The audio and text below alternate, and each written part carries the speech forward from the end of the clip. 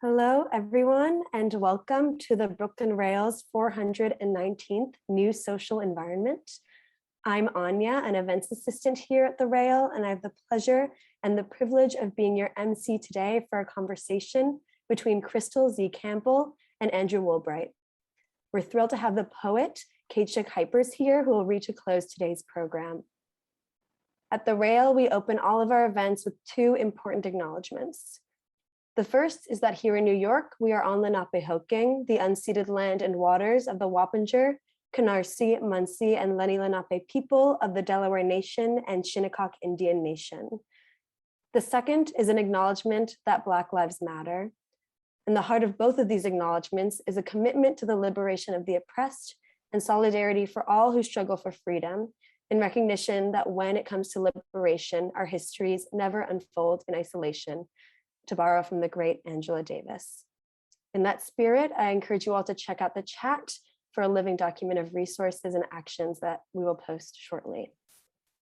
And now to introduce today's host, artist, curator, and critic Andrew Woolbright is based in Brooklyn, New York, and is an MFA graduate from RISD in painting. Woolbright is the founder and director of the gallery Below Grand, located on the Lower East Side in New York. In addition to curating, he writes for MOMA's, Efflux Art and Education, Two Coats of Paint, and White Hot Magazine. In 2021, Woolbright curated a survey show of the work of Kathy Goodell at the Dorsey Museum. The show Density Betrays Us at the Hole, and will be curating a version of that show with Vacancy Gallery Shanghai in 2022. He currently teaches at SUNY New Paltz and will be an upcoming resident at the Sharp Walenta Studio program in Dumbo for 2021-2022. So without further ado, Andrew, the floor is yours. Thank you, Anya, and great seeing all of you in the Brooklyn Rail community. Thanks for turning out for this afternoon's wonderful talk.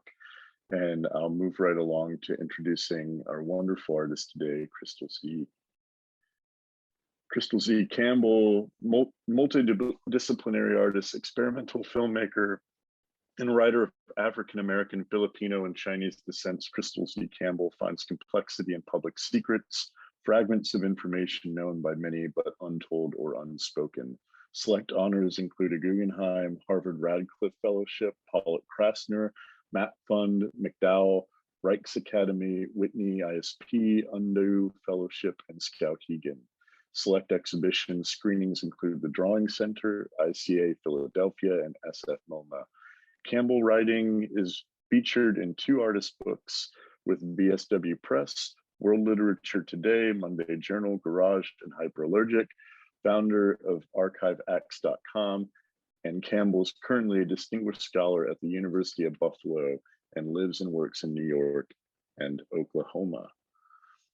So we're going to start off today with Crystal is going to share with us all and walk us through, give us an introduction to her work and her wonderful show that's up right now at Microscope Gallery, her first show with the gallery titled Notes from Black Wall Street Upon a Century. It's an incredible show that just opened last Thursday, and I hope all of you can make it out to see it soon and multiple times. It's worth viewing and really considering what you're looking at. So without further ado, Crystal, would you like to walk us through your slides?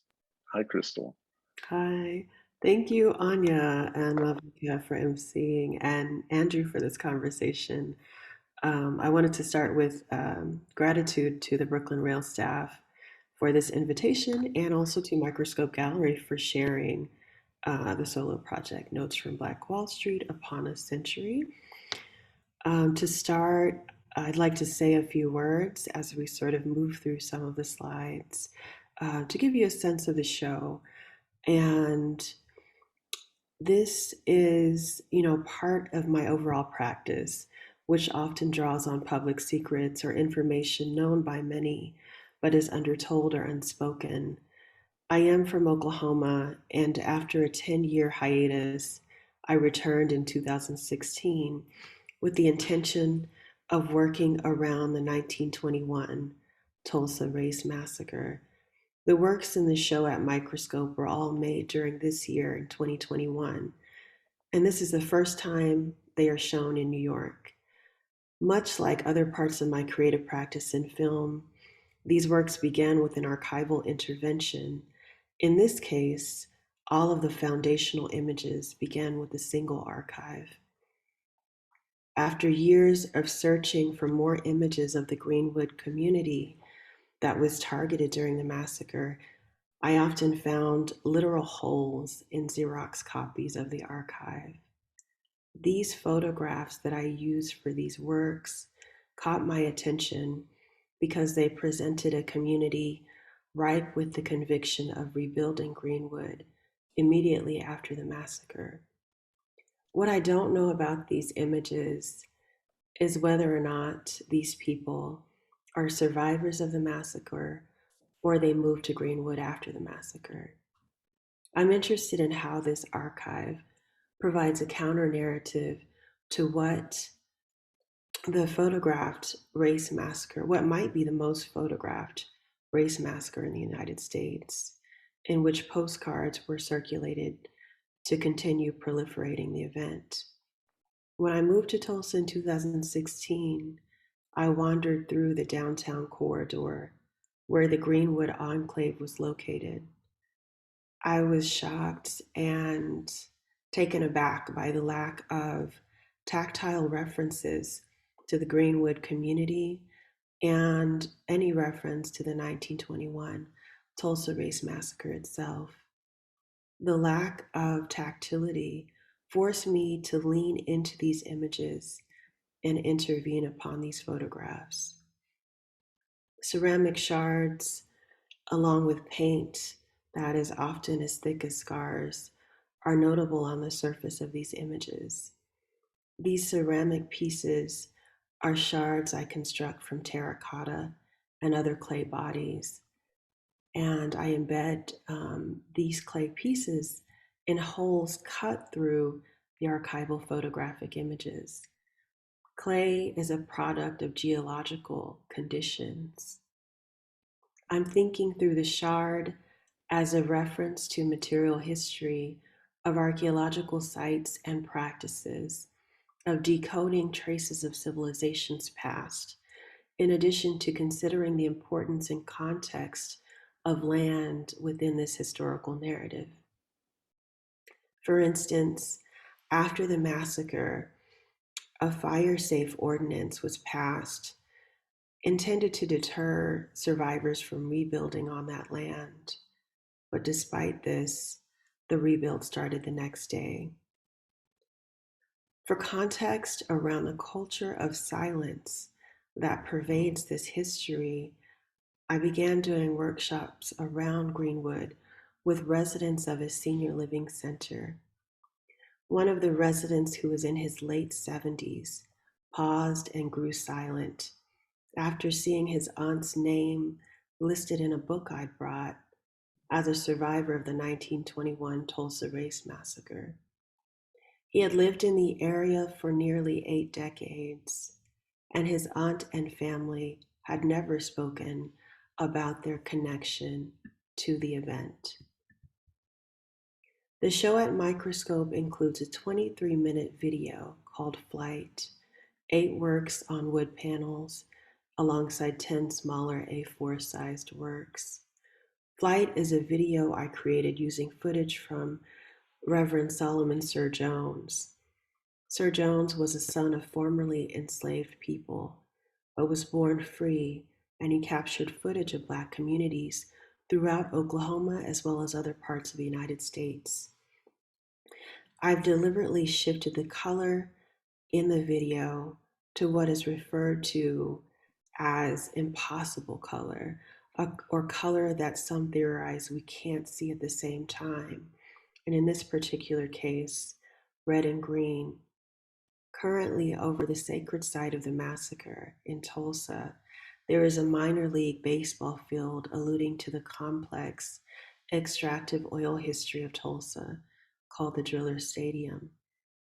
This video was projected over the field on an LED panel normally reserved for advertising on the grounds of the former Black Wall Street community.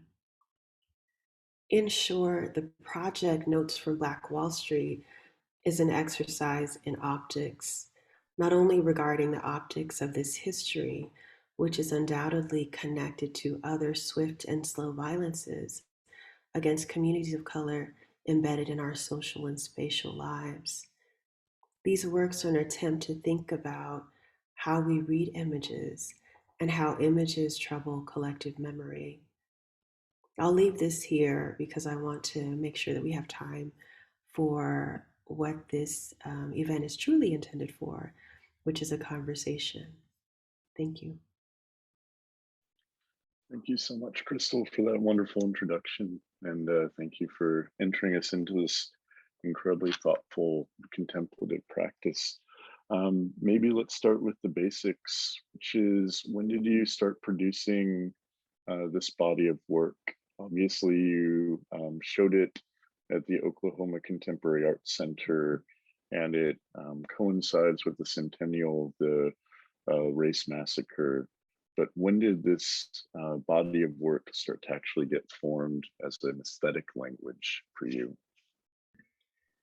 Sure, this body of work has been in formation for a while, and the first sort of iteration of this work was shown in Tulsa during the centennial, um, which was, right in May and June of this year, 100 years after the Tulsa Race Massacre. So it was really important for me to share that work on that ground, and also to think about, how many moments of or lack of how much lack of resolve remains, like how much, I guess, how little really any justice has been served in this, severe act of domestic terrorism, right? And what was really important for me to focus on, however, is the subjects in these photographs. And when I first encountered this archive after many searches of what the community might have looked like in Greenwood, right? I was bombarded by images of rubble, and it really made sense. It was a slow realization for me, embarrassingly enough, that these images of rubble persisted and proliferated for very similar reasons that postcards of lynchings proliferated, right? And that was to send a very clear message and to intimidate and to also um, capitalize on fear and also sort of reinforce notions of power, right? And so these images to me that I'm using in the Notes from Black Wall Street Upon a Century really stood out because here you have images of Black people standing in their power, standing their ground, standing on this land unflinchingly and looking very sort of determined about knowing what this record of photography might mean for the future. It's gorgeous. It's amazing to think about like how rubble has been kind of used as a further kind of memory rubble. It continues on to make recovery impossible. And it reminds me too how you talk about the invisibility. You have an interest in the public secret, as you talk about and have talked about in the past. It reminds me of Lucy Lepard's book On the Beaten Track, where she talks about how there's a human need to experience trauma, but often somewhere else. That Americans love visiting the Holocaust museums in Europe, but then the traumas and the massacres that happen within our own country, they're left as these public secrets or variations of rubble or postcards, like you've said. When did you start incorporating and working directly with the pottery shards, the ceramic fragments? in making those? Oh, that's a great question. I think it's something, I'll go back a little bit and think through what got me into art. So I started off as an engineering major, and I know now that would have been a terrible choice. But um, what I sort of diverted to when I sort of, transitioned out of that major was clay. And I started working with clay. I started taking classes at a community college. So I often told my friends that I traded calculus for clay. But clay had such an immediacy, um, and also this very intense sort of memory, right? So everything, every move that I made upon it, every fingerprint, every sort of push or attempts to shape it into a body that it didn't want to be, it would resist, right? And so I was really interested in clay, the idea of a clay body. They're referred to as clay bodies, and this connection to the earth, this connection to the land, the result of, its sort of manifestation as a material as a result of various weathering processes, right? And I sort of wanted to think about how to connect this very physical um, manifestation of the earth with this history of the Tulsa Race Massacre, in which land was contested over constantly, right? There was, that attempt to seize the land immediately after made clear the intentions of the mob, right? That land is still very much contested over, although very little of it is actually owned by members of the Black community now. So there's been this sort of very unusual, like, campaign, just going back to your question, of tourism, right? That has evolved in the last few years and that I watched sort of envelop the Greenwood district. So there's a number of tours, but there's also a recent occurrence of historical landmarks that have been placed around the site. So when I arrived, the only notable landmark that I recall are these plaques that were in the ground, right? And it almost reminds me of these plaques that you see in Berlin when you walk around, right? Of the disappeared Holocaust victims. And but often the plaques that I saw in downtown Tulsa um, were quite remarkable in their neglect. So the plaques were often doubled. So there would be a smaller plaque and then a larger plaque right next to each other. And that was because there were two different groups that were working to memorialize, but they weren't collaboratively working to memorialize, right? And sometimes those plaques were missing just out of pure neglect or, detachment or lack of maintenance. So the actual, like, tactile history was hard to come by. And it was also something that people carry in their bodies, And so I think about that clay body as a metaphor for carrying sediment, for carrying mineral, for carrying earth, for being a marker of these other processes that have acted upon it, right? And thinking about that sort of parallel to this history and the body as a body that is a living archive. It's gorgeous. And it has such a wonderful poetic relationship as well visually, like this moment that we just got to, this tactile history that Lynn just threw in the chat. There's so many not only are we transported through different times that are kind of enmeshed, and realizing that history is evidentiary, but it's also about impressions and lost footage.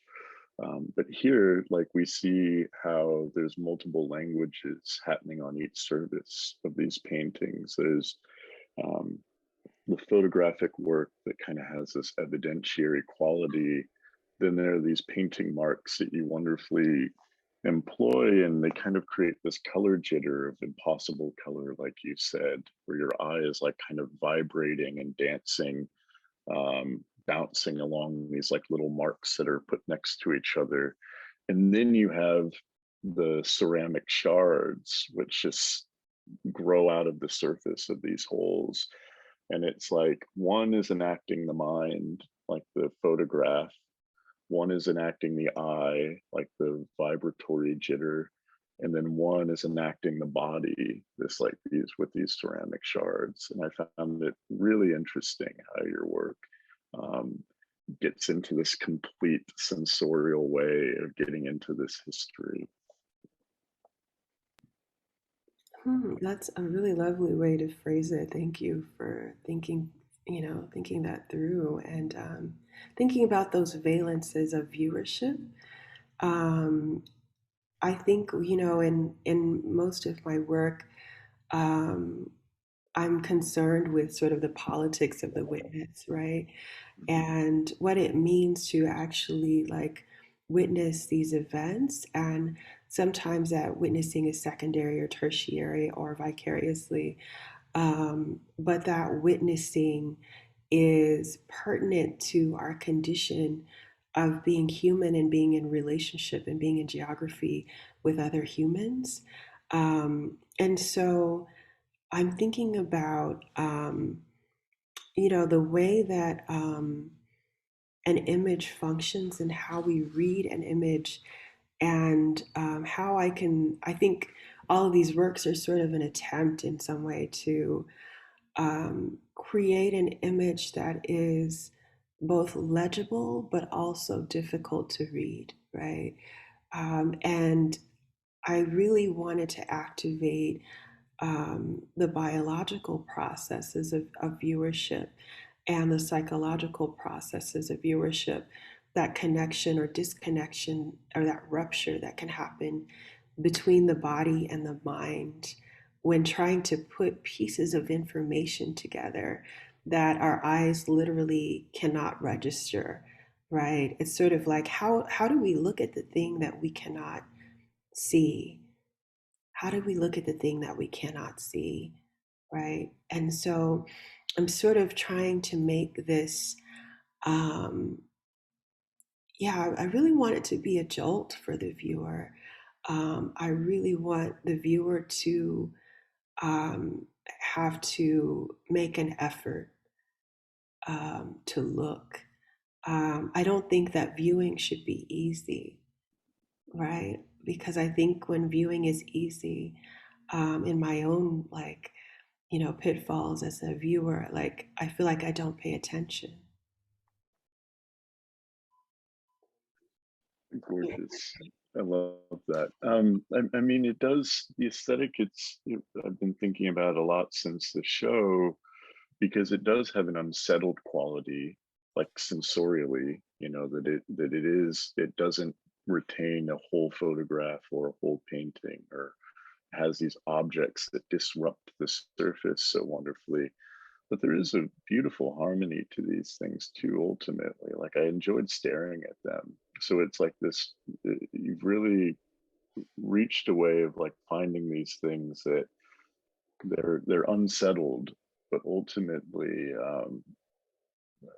just they store time in a way that I've been thinking about a lot this week. What are they like when you're painting them? Like, how are you feeling when you're working with them? Do they come slow? Are they fast? How are you applying marks, and how are they coming when you're working on these? Oh, that's a great question. I love that idea of storing time. It's a beautiful phrase. As far as the process goes, I'll usually work on, I try to work on several at once, just because, one, it's practical because there's quite a bit of drying time, even with acrylic paints, that is required so that the image is not disturbed, the paint is not disturbed during that drying process. But also there's this sort of back and forth, like there's a certain like call and response happening in the studio. And if I'm not in my studio now, I'm in my sort of writing garret. But if I were to show you my studio, there would be, you would see like a wall of these images of Art Deco, which I think about as like reference images. So I have this sort of wall of all of these Xerox copies of Art Deco. And those are very specific because Tulsa was sort of in that time period from, the teens in the 1900s to I think even the 30s or so in Tulsa. There was this very specific architectural shift to manifest Tulsa as a sort of site of Art Deco. Like Tulsa was reinventing itself through these architectural devices, right? Which to me was very interesting as well because, Art Deco is sort of this strange, like deeply inspired by Asian influences, right? And other cultures as well. Meanwhile, down the street, this community of people is being destroyed, right? So there's a sort of like reaching out to something across the seas, but destroying something down the street, right? And so I was sort of interested in this architectural referent as the way in which a city would like to define itself and the ways in which the city deliberately distanced itself from the history of the massacre and the ways in which the state deliberately silenced that history. So only in the last couple of years has it been on the curriculum for Oklahoma schools. So I didn't learn about it until I was 30 and living in New York, and another artist said, "Hey, isn't that where that massacre happened?" And I was like, of course, there's been a number of massacres, but I was like, which massacre are you talking about? I've never heard of this one.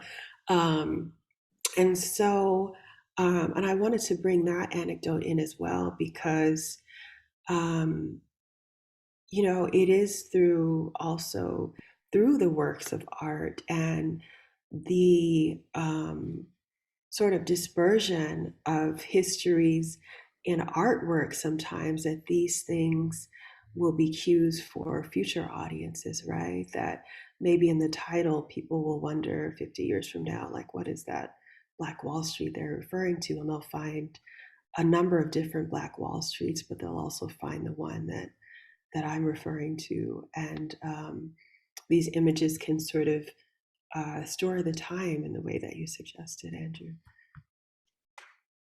I mean, stunning and shocking, but also not completely surprising that you had to travel to learn of the thing that you grew up in your city. As thinking about your work too, there's that wonderful essay in Bell Hooks's Art on My Mind, where she talks about photography and depictions of Black bodies in photography. And I think it's so wonderful because you can't see any of the work she's describing. She's talking about the history of collecting photographs. And she's talking about the importance of one photograph that no longer exists of her father that she wishes she could see. And where that would be a hang up for so many people, like historians and different things, of the lack of access to evidentiary record. Bell Hooks writes like such a gorgeous essay and describes the things through her own artistic voice in a way that kind of reclaims it. And I think I love this project that doesn't get hung up in what we get to know, what we can't know, what is impossible to restore, and instead sees that you can connect these things to our bodies again, and optically again. That memory, although it's lost and contested and was written by people that purposefully reduced it to rubble. This is one of the things that gets me excited about art, is that you're using the information that's had and you're also employing your own subjectivity into it. It's gorgeous. Thank you. I really appreciate you bringing in that bell hooks quote. And like, I've been thinking about this a lot too, and the way that you described it so wonderfully, of thinking about the image that no longer exists, right? The image that you want to see, right? And I think part of the project is sort of like my own um, version of trying to like construct an image that I want to see, but it's in collaboration with this photographer who is unknown, and these subjects who, according to the archivist that I worked with, none of whom have been identified yet. So there is this sort of like, there's this record that exists, but this record exists alongside, um, this sort of interiority, like my own interiority, right? My own sort of like imaginative interiority that I'm projecting onto this particular space. But I also want it to be an index. I want it to be an index of then and now for, um, other generations to look at. And so I don't know, a lot of what I've been thinking about, just going back to your question or your comment earlier about like these different valences of access. I think a lot in making these images about the essay of Walter Benjamin and the work of art in the age of mechanical reproduction. And in that essay, Benjamin talks about sort of the rise of photography, right? And sort of what it means to have like duplicates of one image and how that changes the aura of the piece, right? And like the aura, like every painting has an aura, like individual unique things have an aura. But in this sort of duplication process, we lose that aura, right? And so I think one of the important points that I consider a lot is that idea that with photography, painters no longer had to do the work of, sort of creating something that looks totally realistic, right? They didn't have the burden of realism any longer. So this sort of opened up this whole sort of explosion in the field, right? Where not having to be tied to representing reality as we understand reality. And I'm sure that definition has shifted very much so in the last 150 years. But not having to be burdened by representing the real opened up space for what is now like the contemporary movement of painting, right? And abstraction and these other levels to be part of a canon that was used to very different ends, um, and is still used to very specific ends. But I think that it is really important for me in responding to these images, like, I'm planning out every mark, like I deliberate about every mark that I make upon the surface of these images. And so oftentimes in the making, I have like this side scrap of paper that I'll sort of, if I'm not sure of that mark, I'll do it on this scrap first, and I'll see if that is the right mark to make and to add to this composition. I love that. Because one thing that I really enjoy about your paintings is that it seems like it learns from itself, or the paintings learn from themselves, and that like once you find a mark that works with the image, then it kind of grows and repeats as a pattern. It's like it kind of evolves in real time. And obviously there's a scrap paper nearby, but the language becomes like the satisfaction that you're arriving at, that I think really works. But I wanted to take us to the video, because the video that we're up on right now is stunning as well. When you exhibited it at Oklahoma Contemporary, you accompanied it with some writing that I wanted to read real quick. Flight charts, multiple points of departure. Who learned to fly? Who scoped the area? Who looked out? Who fled? Who could not flee? Who obstructed visibility? Who engaged the ground? In the space between fugitivity and stillness, I offer a flight, a sometimes quiet landing. Could you talk about this wonderful immersive situation you created for Oklahoma and the video that you're displaying at Microscope a little bit more? Oh, thank you for reading that. Yeah, so this installation was a 5-channel video installation that started outside of the gallery, as you can see in that image. So that's actually the doorway and the glass in front of the gallery. So the projection started outside and went in, which is really important in thinking about, this sort of territory that is central to the narrative of Black Wall Street and Greenwood, and this sort of, at the time, integration was not part of everyday life, right? So these boundaries were more visible and more sort of in the air, like felt in the air as well. And not that they've totally like receded, but I think were more felt even then.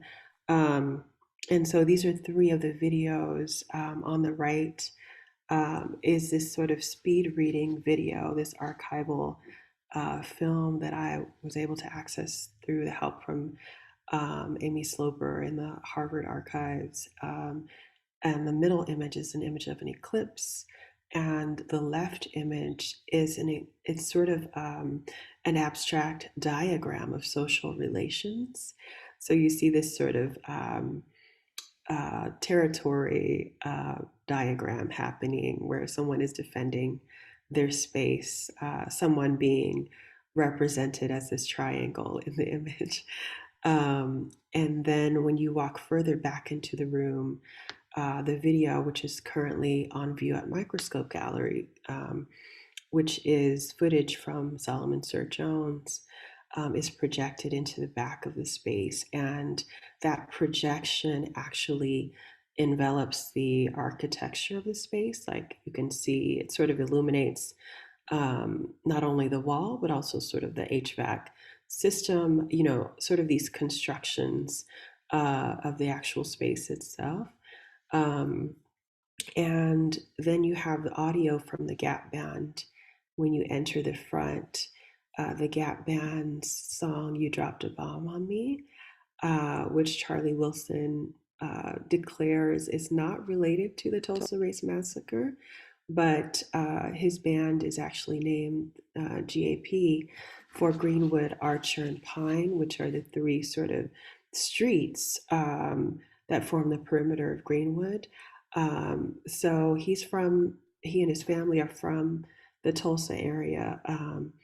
I don't believe that it's not about Tulsa, but I think it was really important to incorporate sort of this, sort of pop song in the entryway of that space, because what happens is people know this song, it's an earworm, right? People come in, they start dancing, they sing along, and then they get through these videos. And this first video that you're looking at in this image is from B.F. Skinner, the psychologist, right? The behavioral psychologist who did these various experiments with pigeons. So way back when, B.F. Skinner was trying to train pigeons to actually drop bombs. And then in the back of the room, you have audio from the 3 current survivors of the Tulsa Race Massacre who just testified at Congress. So you start off with this sort of like surreal, maybe even fun, entry, and you move into the back of the space, which includes these accounts and narratives from the survivors. And all of those things are related, all of those things are connected. And so I wanted to think about, 100 years after this event, like, where is justice? Where is justice?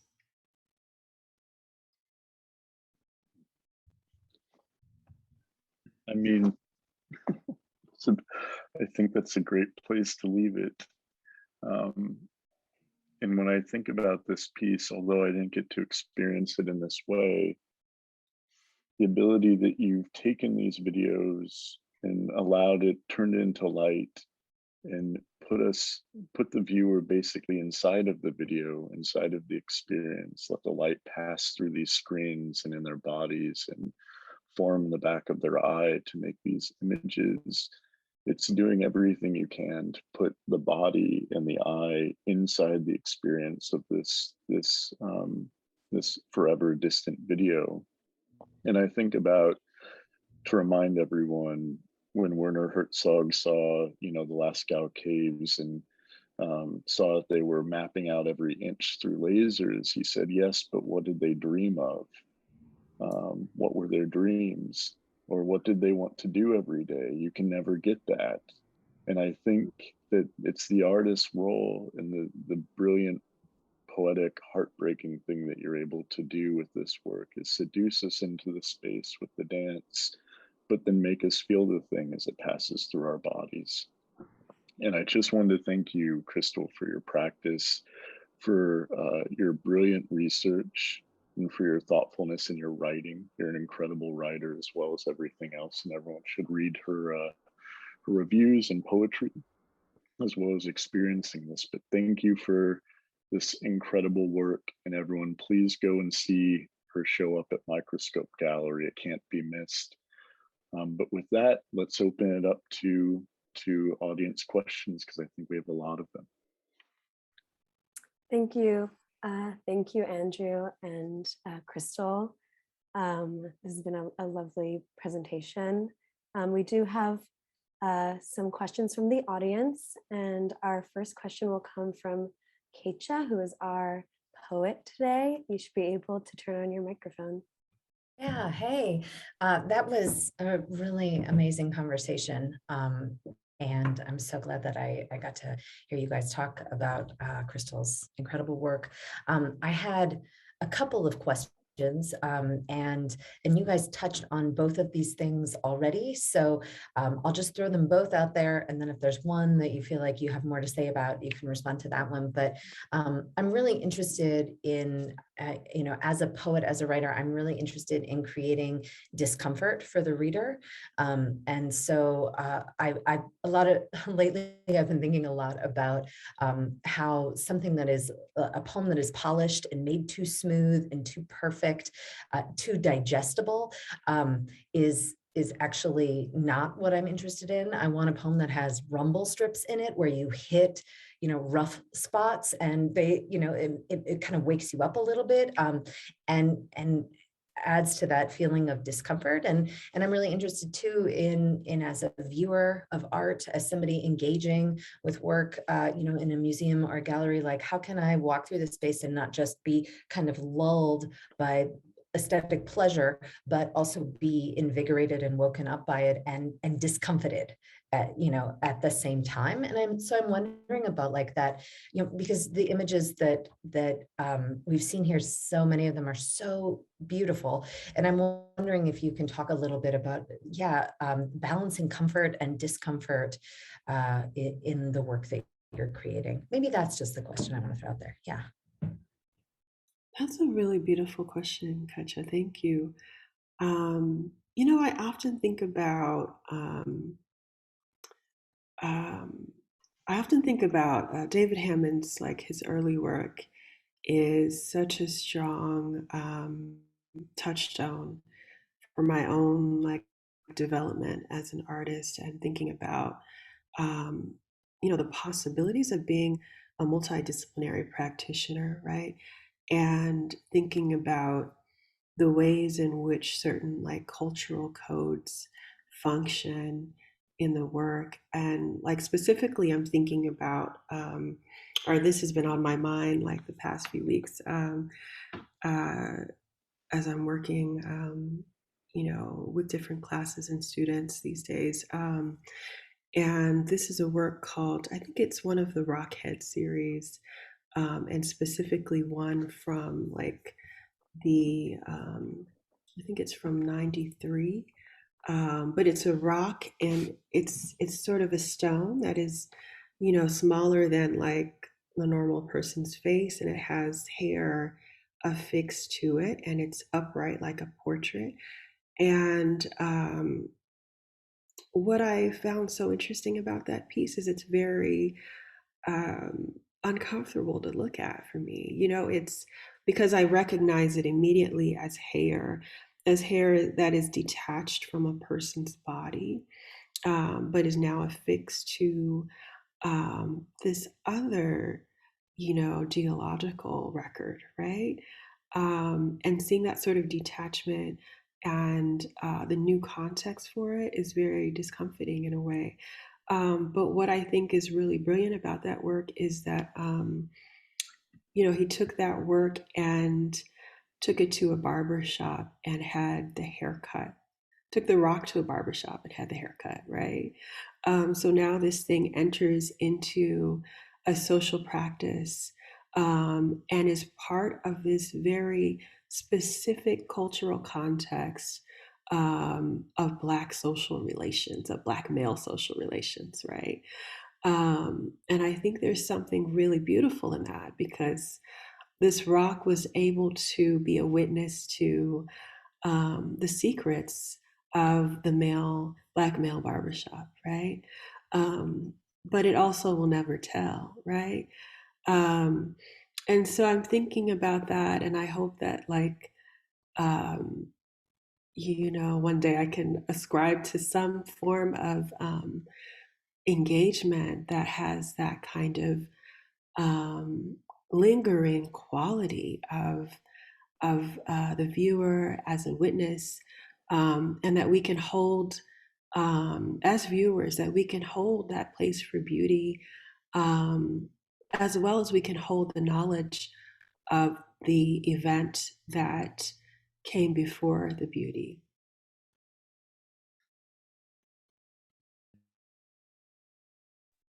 Thank you for that question and that beautiful answer.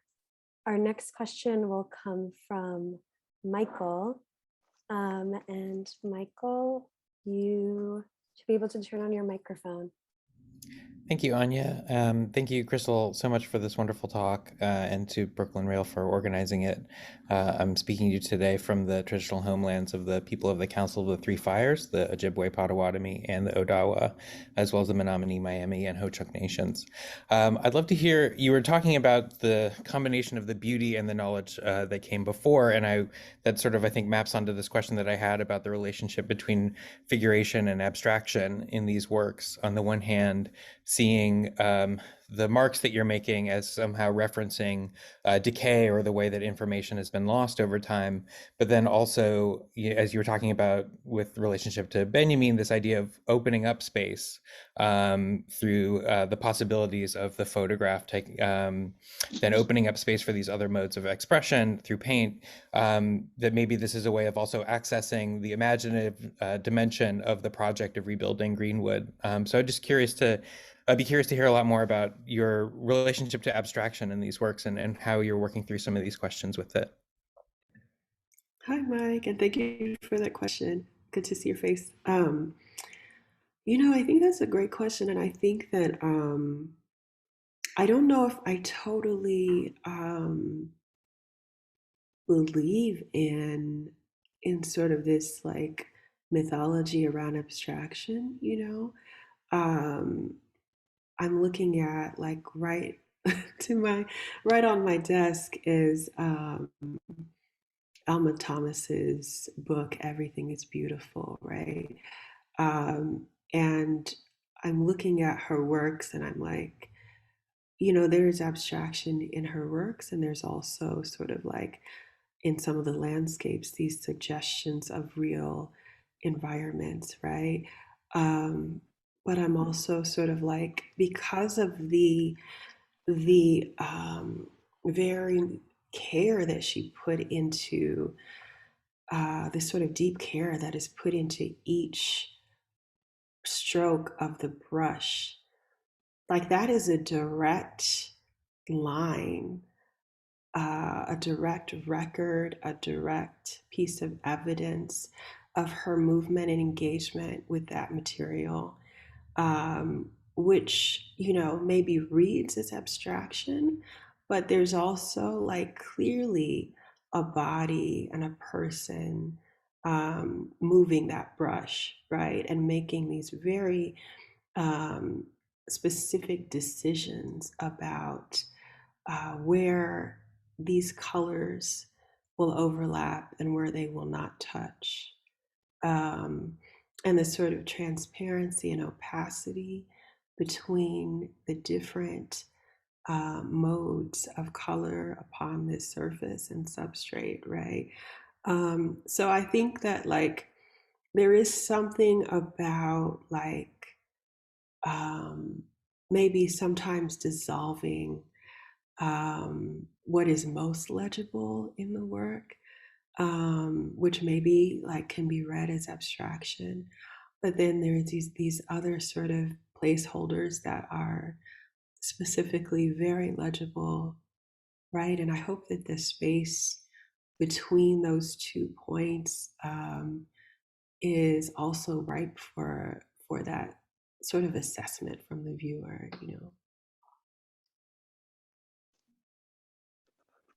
Thank you so much. Thank you, Michael. Our next question comes from S. David from the Brooklyn Rail. Hi. Hi. Crystal, you mentioned in your Hyperallergic piece that you compiled 100 archival images from Greenwood, Tulsa around the time of the race massacre there. And forgive me, I came in a little late, so if you touched upon this, you don't have to repeat yourself, but I was wondering if you could tell us a little bit more about your experience in the archives and how, if at all, you draw connections between the process of archival work and other aspects of your art practice, like filmmaking. Oh, thank you for that question. I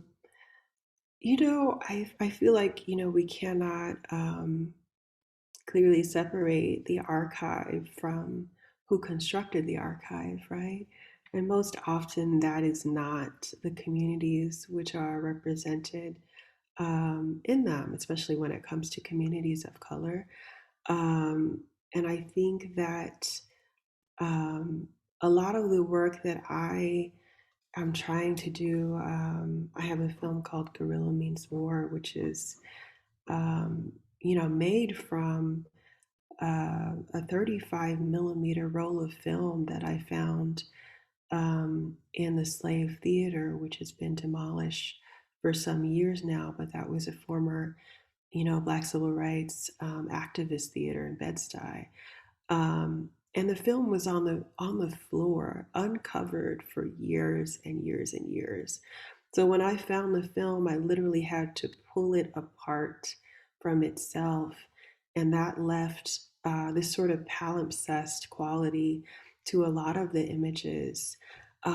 So what one sees in that film is actually like, you know, a remnant of the neglect of what was then Black Bed-Stuy, right?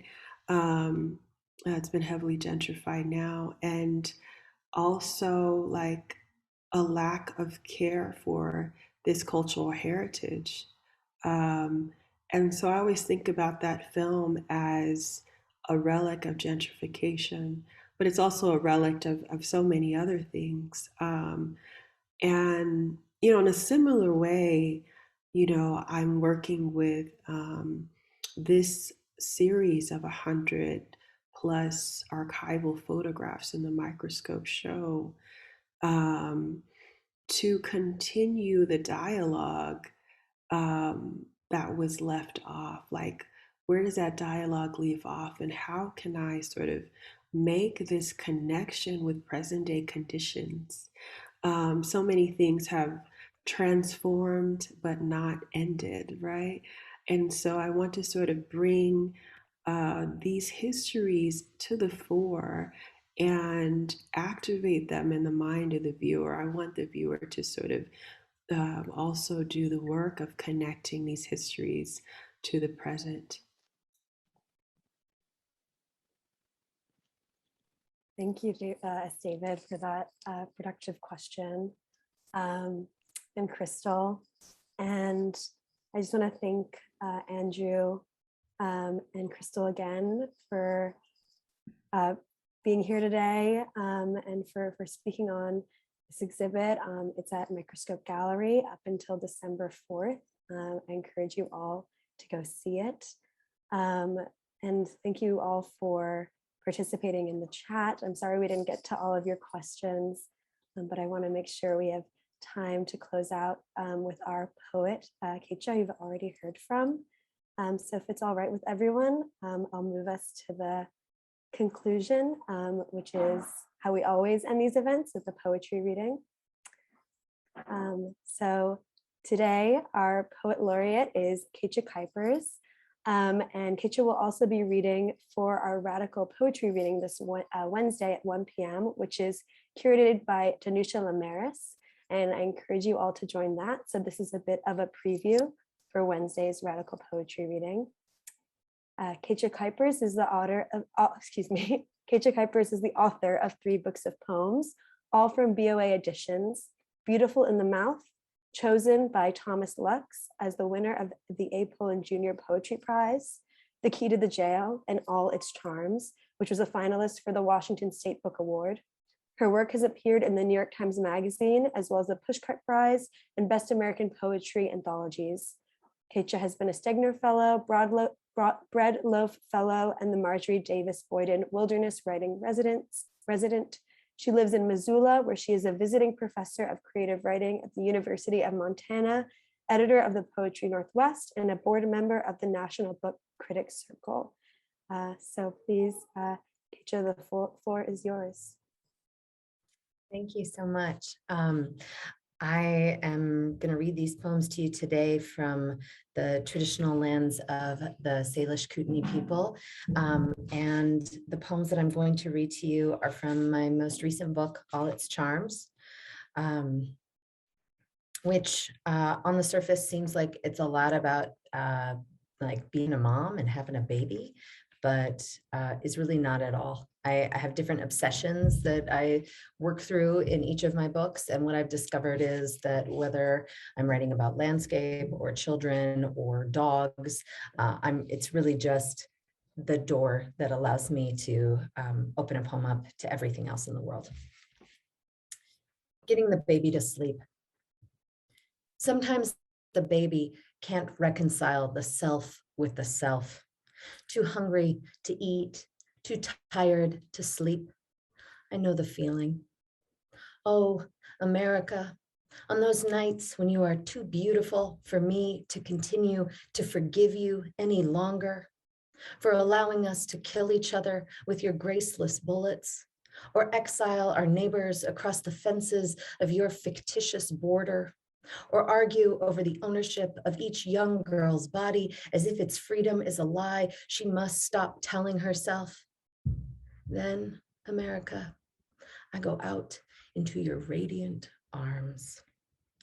The baby and I drive through your streets, over the bridge and its light-chipped waters, under a moon so big, so full of itself that though I know it belongs to the world, it can't be anything but American.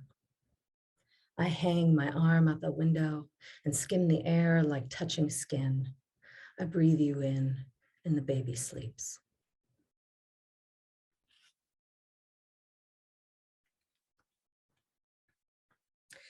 I was really interested in what Crystal was talking about public secrets, our histories and our stories that continue and linger both within the structure of our society and our culture and in the landscape of our cities and our towns, and the ways they get so quietly erased and subsumed.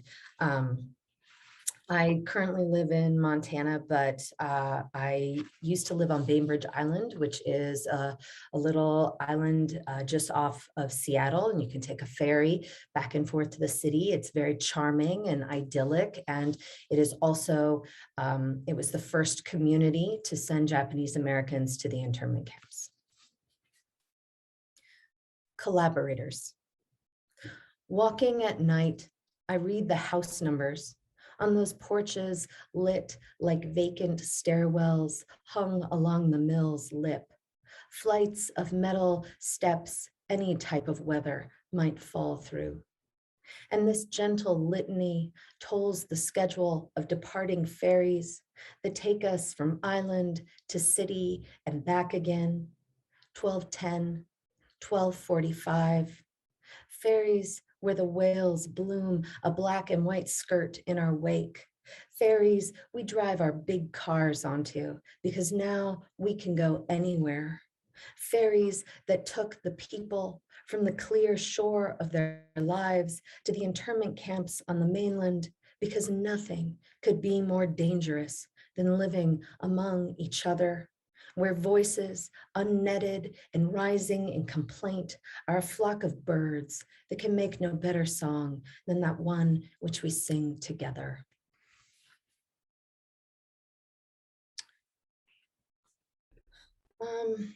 I am just going to read one more of my poems, and then I'm going to read one of Danusha's poems. I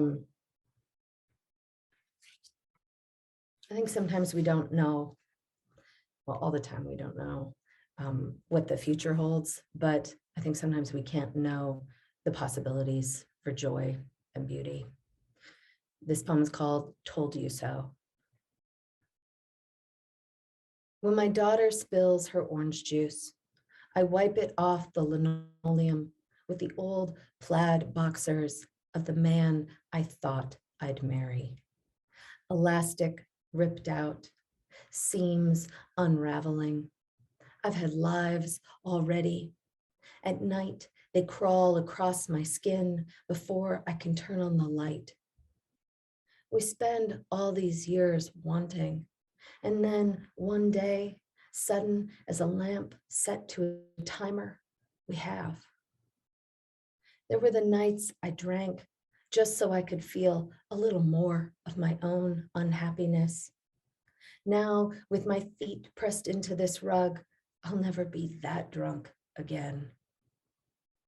Before I went to the clinic to get pregnant, I cried onto the shoulder of an old flame, worried that whoever I loved next would never know my body when it was beautiful. How could I have been wrong about so many things?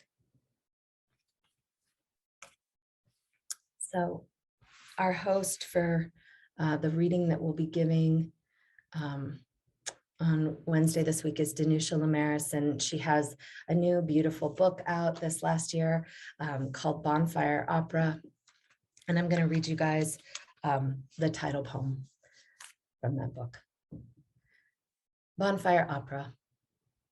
In those days, there was a woman in our circle who was known not only for her beauty, but for taking off all her clothes and singing opera. And sure enough, as the night wore on and the stars emerged to stare at their reflections on the sea, and everyone had drunk a little wine, she began to disrobe, loose her great bosom and the tender belly pale in the moonlight, the Viking hips, and to let her torn raiment fall to the sand as we looked up from the flames. And then a voice lifted into the dark, high and clear as a flock of blackbirds. And everything was very still, the way the congregation quiets when the priest prays over the incense and the smoke wafts up into the rafters. I wanted to be that free inside the body, the doors of pleasure opening one after the next, an arpeggio climbing the ladder of sky. And all the while she was singing and wading into the water until it rose up to her waist and then lapped at the underside of her breasts. And the aria drifted over us, her soprano spare and sharp in the night air. And even though I was young, somehow in that moment, I heard it, the song inside the song, and knew then that this was not the hymn of promise, but the body's bright wailing against its limits. A bird caught in a cathedral, the way it tries to escape by throwing itself again and again against the stained glass. Thank you. Thank you so much, Keetje. And I'm so excited to hear you read again and hear Denisha read this Wednesday for a radical poetry reading. So thank you so much for reading and for your question today and participating. And thank you, Crystal and Andrew, once again for this wonderful conversation, and to all of you who tuned in today. And you can join us tomorrow at 1 p.m. for a conversation between Gilbert and George and Dan Cameron. We'll conclude with a reading from David Robillard's poems. And you should now be able to turn on your microphones to say thank you and goodbye. Thank you all so much. It's been truly wonderful. Thank Thank you, you, Crystal. Thank you. Thank you, Crystal. Thanks, Crystal. Thank you so much, Crystal. Thank you. Thank you, Andrew. For your project. Thank you, everyone. Change of the Just time for zone. seeing all of you. Thank you. Thank you, Change of Andrew. the Thank you, time Crystal. zone. Thank you, Anya. Thank you. Wonderful seeing all of you. Thank you. This was a very Thank you, mellow Crystal. Monday. Yeah, it's Yeah. a really nice way to start the week. Thanks, Very everyone. See you lovely. tomorrow. Yes, see you all tomorrow. Thank you. Thanks. Bye, everyone. Everyone enjoy your afternoon. Thank you so Bye. much. I'm really excited to Beautiful go see the show work and today.